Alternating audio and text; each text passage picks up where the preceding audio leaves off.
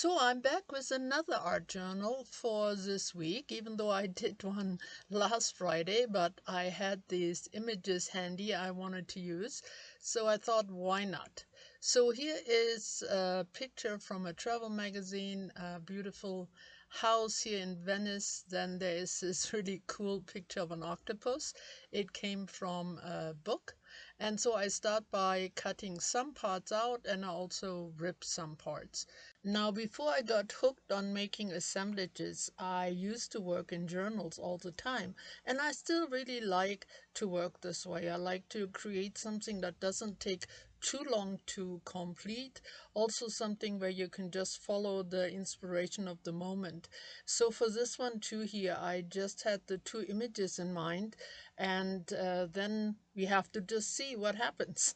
And now here I start working on the background. I use some distress inks, which one of my dear viewers sent to me, and I want to try them out together with some of my archival inks just to create a very subtle colored background. You don't really need something too powerful if your images are already very colorful. As you could see, I splattered some water, I took it off with a paper towel, I add more of the distress ink, more water, and so on. This goes on for a little while. And that's the reason why I sped up this part and also some parts which come up later on. I hope that's okay for you. I know sometimes people say that my videos are a bit fast. And yes, I do speed up pretty much my whole process, and some parts I speed up a lot.